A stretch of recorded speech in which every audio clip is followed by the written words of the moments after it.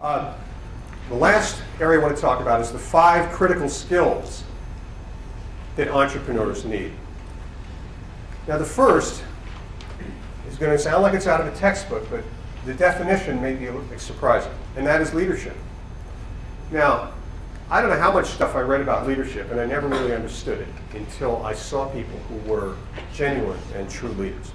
Because leadership only comes into play when things aren't going well. And the key aspect of leadership is the ability to build a consensus in the face of uncertainty. Now, oddly enough, I'm not actually very good at this, but I have known many people who have a remarkable ability of taking a large group of people who have divergent opinions, all of whom have good evidence for their positions, and where there really isn't an analytically determinable course of action. And they can stand up in front of that group and say, okay, we know that this is risky, but we're all going to get together and we're going to go and we're going to do that. And that is what leadership is about. When everybody goes, well, I know I don't really agree, but you know what? He's right, we got to do this together and we got to go make it happen. And that is the key aspect of leadership. Since I really haven't learned it well, I don't think it can be taught. I think it's a personality skill about being persuasive. And that's a really critical skill, to be able to bring together people with divergent opinions under uncertainty and get them to agree to attack a particular goal. The second skill you need is communication. Everybody in your organization has to know what their job is and has to understand in some even I forgot the word. This is the problem when you get older. When you think of the word, raise your hand.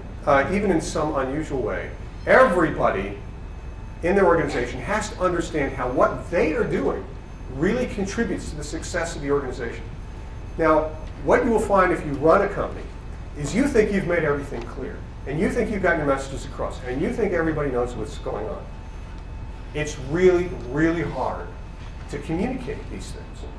And people don't necessarily understand it. And you have to keep hammering on your messages day and night, everybody that you need to communicate to.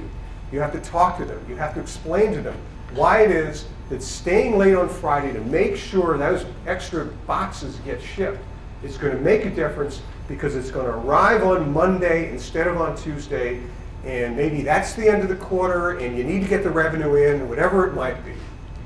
To explain to people why what they're doing has a direct effect on the results that the group has is a very, very important thing. You're constantly communicating, constantly connecting the dots. You're over talking to one guy, hey, you know, you're working on that. There's a guy over here who's doing something similar. Maybe you can talk to her, and you know, you can share. You don't need to do it twice.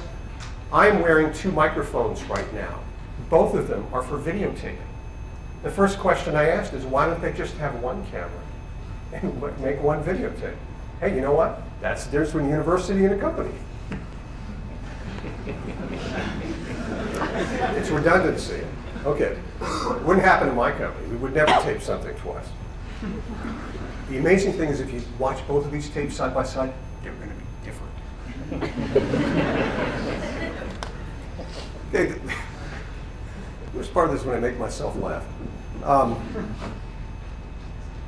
The third critical skill that entrepreneurs have to have is knowing when to make a decision.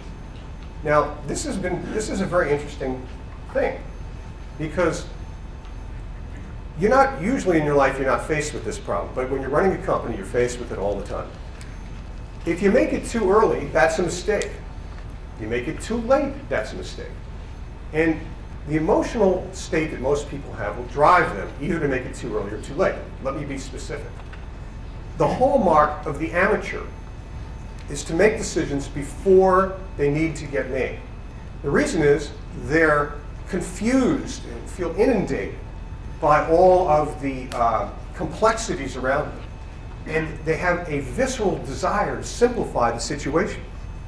And in simplifying, the easiest way to simplify the situation is to make a decision prematurely. Okay, now we know when we're going to release the product. Okay, now what do we have to do? Well, maybe that wasn't the right time to make that decision. Maybe you should wait another few weeks until you have a little more data. Now, let me go to the other extreme. There are people typically of an academic style who make the opposite problem. They won't make a decision until they reach the point where they feel like they have enough information that they have confidence that they're making the right decision. And that is often, usually, making it too late. So one of the skills you always have to ask yourself when you're in a position of leading an organization is this the right time? Do I need to make it now? Will it help the organization if I make it now? Will I have more information at a time when the consequences won't be bad? And that's the kind of calculus that you have to learn and not react emotionally like, oh my God, I got to make a decision so everybody can sleep at night. Or how can I make a decision? We're not going to know until tomorrow whether or not something happened. Bad idea. The fourth is really a critical skill is doing teamwork. It's about trust. It's about delegation. It's about supporting the people around you and believing that their skills are skills that you don't have, and most important, knowing that sometimes they know better than you do. Just because you may be the CEO of an organization or the vice president of a division, whatever it is, you don't have a monopoly on what's right or what's wrong. And it doesn't mean that you know better than the other people who work for you. You have to learn to let the intelligence of the institution, of the organization, sort of bubble up. And most of the good ideas actually will come from within. Maybe people who have direct contact with the customers, people who have direct contact with suppliers, whatever it might be. Those are the people that you have to trust, and you have to listen to, and you have to follow them. Being a good leader means being a good follower sometimes. You have to follow the people who have the skills and have the knowledge, regardless of where they sit in the organization chart.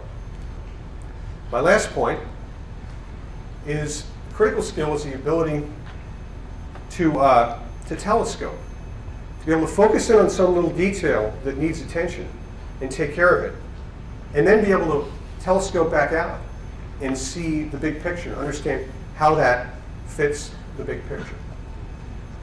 Related to these two last points, one of the guiding principles that I've used in starting companies is to think of myself, understand that I am an employee of the company, just like everybody else.